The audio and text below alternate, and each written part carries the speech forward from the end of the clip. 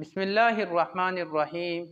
جیسا کہ آپ لوگوں کے علم میں ہے کہ فلسطین میں مسلمانوں پر بہت ظلم ہو رہا ہے، اور مسلمانوں کے بچوں کو، نوجوانوں کو اور عورتوں کو اور بوڑھوں کو شہید کیا جا رہا ہے، اور مسلمان بالکل اس وقت خاموش بیٹھے ہیں اور مظلوم فلسطینیوں کے لیے ایک تماشا بنی ہوئی ہیں۔ اس کے متعلق حضور صلی اللہ علیہ وسلم کی حدیث ہے۔ حضور صلی اللہ علیہ وسلم نے ارشاد فرمایا کہ قریب ہے کہ تم پر ایسا وقت آئے گا کہ دشمن تم پر ایسے ٹوٹ پڑے ہوں گے کہ جیسا کہ کھانے والے پیالوں پر ٹوٹ پڑتے ہیں۔ تو ایک صحابی نے حضور صلی اللہ علیہ وسلم سے عرض کیا، یا رسول اللہ، اس وقت ہم بہت کم ہوں گے؟ تو حضور صلی اللہ علیہ وسلم نے ارشاد فرمایا، نہیں، اس وقت مسلمان بہت زیادہ ہوں گے، لیکن تمہاری حیثیت ایک سمندر کی جاگ کے مانند ہوگی اور تمہارے دلوں میں وہن ڈالا جائے گا۔ تو ایک صحابی نے عرض کیا، یا رسول اللہ، وہن کیا چیز ہے؟ تو حضور صلی اللہ علیہ وسلم نے ارشاد فرمایا، دنیا کی محبت اور موت کا ڈر۔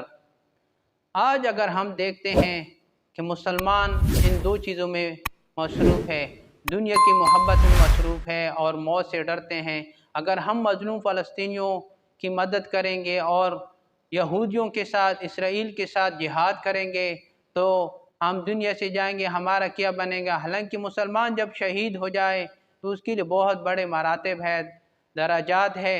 یہ دنیا تو بہت کم ہے، اس کے ایک نہ ایک دن تو ہمیں جانا پڑے گا۔ اصل تو آخرت کی زندگی ہے جو ختم نہ ہونے والی ہے۔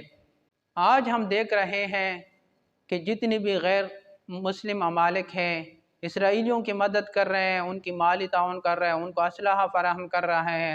اس میں امریکہ، فرانس، یورپ اور جاپان، یعنی جتنی بھی غیر اسلامی ممالک ہیں وہ یہودیوں کی مدد کر رہے ہیں۔ لیکن دوسری طرف اگر دیکھا جائے، مسلمانوں کے اسلامی ممالک قریباً 56 اسلامی ممالک ہے، لیکن اسلامی ممالک کے حکمران خاموش بیٹھے ہیں، اور ان کے افواج، ان کے جتنے بھی ادارے ہیں خاموش بیٹھے ہیں، یہاں تک کہ مذمت تک نہیں کرتے ہیں کہ مظلوم فلسطینیوں کے ساتھ ظلم نہ کیا جائے۔